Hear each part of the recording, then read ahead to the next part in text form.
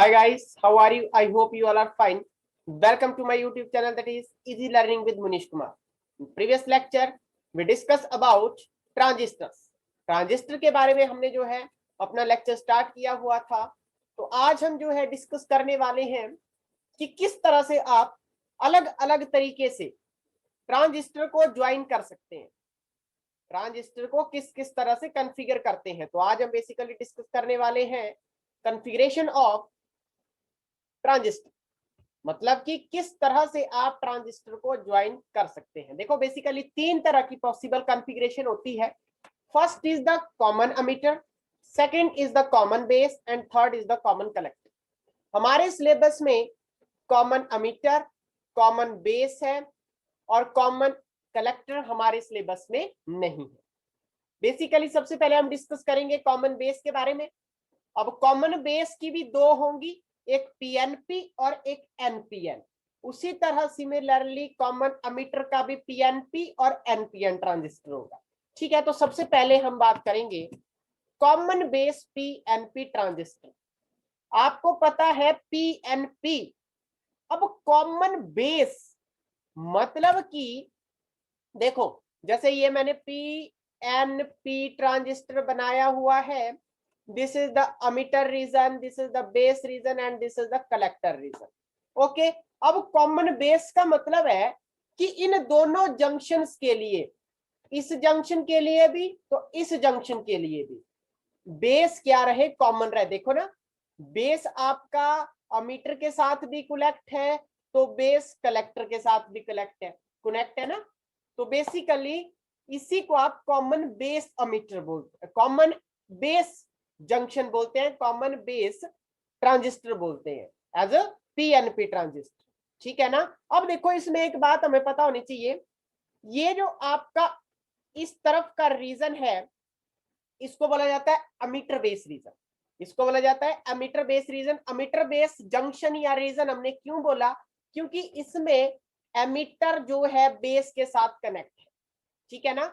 और ammeter base reason को हम हमेशा ही फॉरवर्ड बाइसिंग में लेते हैं। अब आप देख रहे हैं ना, फॉरवर्ड बाइसिंग में देखो बेसिकली फॉरवर्ड बाइसिंग में आपको पता है पी को पॉजिटिव टर्मिनल के साथ कनेक्ट करना होता है, एन को आप नेगेटिव टर्मिनल के साथ कनेक्ट करते हैं, वैसे ही किया है ना। ये जो पी है आपका पॉजिटिव टर्मिनल के साथ और एन को हमने कनेक्ट किया है बेस रीजन को नेगेटिव। तो ये फॉरवर्ड बाइसिंग का केस बना। अब देखो इस बैटरी को बोलेंगे हम बैटरी VEE या इसको बोलते हैं VBB। VEE मतलब एमीटर बैटरी, मतलब एमीटर के साथ, एमीटर से रिलेट कर रही है, एमीटर के साथ कनेक्ट है। VBE भी आप लिख सकते हैं battery for by base and emitter, emitter base battery जिसको बोलते हैं। ठीक है ना, एमीटर बेस बैटरी जिसको हम बोल सकते हैं। आपने कंफ्यूज नहीं होना, चाहे VEE लिखो चाहे VBE लिखो। अब देखो उसी तरह इस रीजन को देखो, ये कलेक्टर रीजन है और ये आपका बेस रीजन है एन। तो कलेक्टर जो है बेस के साथ कनेक्ट है तो इसके लिए इसको कहा गया कलेक्टर बेस जंक्शन। और कलेक्टर बेस जंक्शन को हम रिवर्स बाइसिंग में लेते हैं। किस में लेते हैं? रिवर्स बाइसिंग में लेते हैं। देख रहे हैं ना, पी टाइप सेमीकंडक्टर को नेगेटिव टर्मिनल बैटरी के साथ कनेक्ट किया है, एन टाइप सेमीकंडक्टर को पॉजिटिव के साथ कनेक्ट किया, तो ये रिवर्स बाइसिंग हो गई। और बैटरी कहलाएगी VCC, मतलब कलेक्टर बैटरी, या तो आप इसको कलेक्टर बेस बैटरी भी बोल सकते हैं, VCB भी बोल सकते हैं। अब चलिए इसकी हम क्या समझते हैं, बेसिकली वर्किंग समझते हैं कि वर्किंग किस तरह से है। देखो अब देखो सिंपली आप याद रखें, बड़ा सिंपल सा है। अगर एक ट्रांजिस्टर समझ आ गया तो आपको सारे ही ऑटोमेटिकली खुद ब खुद जो है समझ आ जाएंगे। अब देखो आप भाई साहब, ये है एमीटर, क्या है ये? एमीटर है। यहां पर होल्स प्रेजेंट हैं। अब यहां से भी पॉजिटिव चार्ज है, पॉजिटिव आपका क्या है? सिंबल है पॉजिटिव, आपकी साइड कनेक्ट है पी के साथ, मतलब कि ये पॉजिटिव साइड इन होल्स को क्या करेगी? रिपेल करेगी बेस की तरफ। तो यहां से ये होल्स चले जाएंगे कहां पर? बेस रीजन में। अब बेस रीजन एन है क्योंकि ये अट्रैक्ट हुए ना, इलेक्ट्रॉन्स बेस रीजन में प्रेजेंट है। बट ध्यान रहे यहां पर सिर्फ 5%, only 5% he holes in electron के साथ कंबाइन हो पाएंगे, बाकी बचे 95% आपके फिर से पी मतलब कलेक्टर रीजन की तरफ चले जाएंगे। किस तरफ चले जाएंगे? इस कलेक्टर रीजन की तरफ चले जाएंगे। ठीक है, अब देखो यहां पर ऐसा क्यों होगा, 5% ही क्यों होंगे? क्योंकि बेस रीजन आपका कैसा होता है? लाइटली डोप्ड होता है, लेस डोप्ड होता है, मतलब सबसे कम डोपिंग की जाती है, इसलिए 5% ही होल कंबाइन हो पाते हैं इलेक्ट्रॉन के साथ और बाकी बचे 95 आपके कलेक्टर रीजन में चले जाते हैं। ठीक है ना, क्योंकि आप देखो ना यहां अगर डिप्लीशन लेयर है, अगर इस तरफ N है इस तरफ P है, तो P की तरफ नेगेटिव चार्ज बनेगा, इस तरफ पॉजिटिव, तो ये जो होल्स आए होंगे ये नेगेटिव की तरफ अट्रैक्ट करेंगे ना, तो उसी रीजन से क्या होगा, होल्स यहां आपका आ जाएगा। अब देखो ये जो P है, अब इसमें बेसिकली कुछ और इलेक्ट्रॉन भी आए होंगे, माइनॉरिटी चार्ज मतलब एज ए इलेक्ट्रॉन भी होंगे। अब देखो बेसिकली क्या होगा, जब ये इस तरफ जंप मारेंगे तो इलेक्ट्रॉन्स, अब देखो बेसिकली मेरी बात समझो, आपने समझना इतना है कि करंट कैसे फ्लो करेगा। ठीक है, अब देखो यहां पर कुछ माइनॉरिटी चार्ज भी होंगे, पी में कुछ ना कुछ माइनॉरिटी चार्ज होंगे। अगर पी में कुछ ना कुछ माइनॉरिटी चार्जेस होंगे तो बेसिकली क्या होगा, उनकी वजह से भी एक करंट आएगी। तो माइनॉरिटी चार्ज पी में इलेक्ट्रॉन है, इलेक्ट्रॉन इस तरफ मूव करेंगे तो करंट कहां करेगी, करंट अपोजिट डायरेक्शन में मूव करेगी। सिंपल याद रखो, पॉजिटिव साइन से बैटरी के पॉजिटिव टर्मिनल की तरफ से ही करंट की डायरेक्शन होगी, मतलब वहीं से करंट निकलेगी। करंट इस तरह आई और देखो मतलब होल्स इस तरफ जा रहे हैं, सिंपल याद रखो जिस तरफ होल्स जा रहे हैं उस तरफ करंट भी जा रही है। ठीक है ना, नॉर्मल बात है, ये कोई और नहीं है, क्योंकि इलेक्ट्रॉन इस तरफ मूव कर रहे हैं तो होल्स इस तरफ मूव करेंगे, होल्स के साथ करंट जाएगी।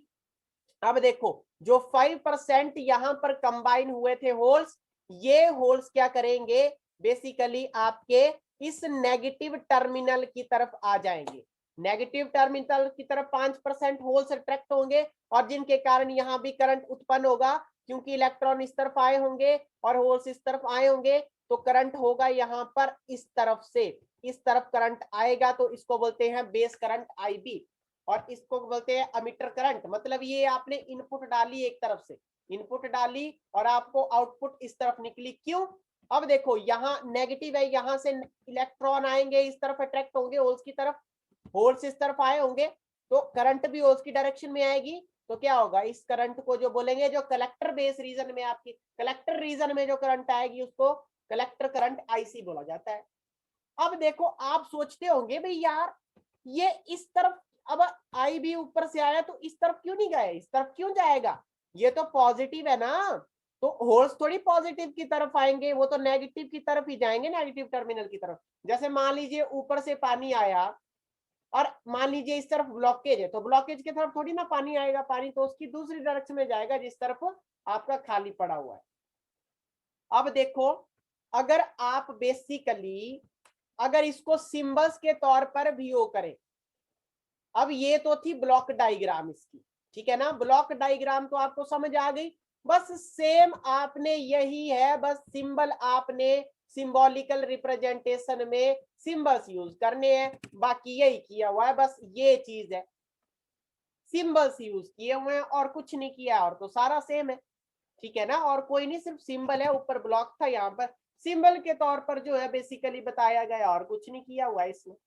अब देखो नेक्स्ट वर्किंग मैंने ये सारी लिखी हुई है, ये सारी जितनी भी समझाई ये मैंने यहाँ पर लिख दी है। अब अगर आप क्या करते हैं, इस पर KCL अप्लाई करते हैं, KCL मतलब कि किरचॉफ्स करंट लॉ। अब देखो हमने क्या करना है, यहां पर एक जंक्शन बन रहा है, आपको पता है ना जो जंक्शन होता था बीच में, अब अगर जंक्शन की तरफ करंट आती थी तो उसको पॉजिटिव लिया जाता था, अगर जंक्शन से दूर भागती थी तो उसको क्या लिया जाता था, नेगेटिव लिया जाता था। तो बेसिकली आप क्या कर सकते हैं, यहां पर बेसिकली आप करें इस तरह से, देखो सबसे पहले तो देखेंगे ना इनपुट की करंट, इनपुट की करंट, तो देखो ये IE जो है इस जंक्शन से दूर भाग रही है, तो मतलब यहां आएगा -IE आ गया ना। और अब देखो बेस रीजन की करंट, भाई बेस रीजन की करंट तो जंक्शन की तरफ आ रही है, तो यहां पर होगा बेटा आपका प्लस IB प्लस हो जाएगा IB। और फिर देखो कलेक्टर रीजन की करंट देखो आउटपुट की, तो ये भी क्या हो रही है, बेस की तरफ मतलब इस जंक्शन की तरफ आ रही है ना, तो आप लिखेंगे प्लस IC। और सम कितना होता था इनका, बेसिकली 0 होता था, ठीक है ना। तो उसी तरह मैंने क्या किया है, अब यहीं पर आपने लिख दिया है, ठीक है ना, -I plus IB plus IC is equal to 0। तो IB प्लस IC इस तरफ रहने दिया, IE को दूसरी तरफ उठा के लेके गए, तो आपके पास क्या बन गया, IE is equal to IB plus IE। मतलब जो इनपुट करंट है वो आपका कॉम्बिनेशन है बेस करंट का और कलेक्टर करंट का, मतलब अमीटर करंट ही आगे बढ़ी। अब जो बेस रीजन में करंट होगी वो 5% ही होगी IE का, क्योंकि 5% ही होल कंबाइन हुए हैं, ठीक है ना। और IC होगी आपकी 95% ऑफ IE। तो ये बेसिकली हमने बात की कॉमन बेस की एज अ PNP ट्रांजिस्टर, मतलब इसी तरह से होगी। बाकी नेक्स्ट टॉपिक में नेक्स्ट लेक्चर में हम जो है डिस्कशन करेंगे अपना NPN ट्रांजिस्टर एज अ कॉमन बेस। तो guys thank you and have a nice day and best of luck.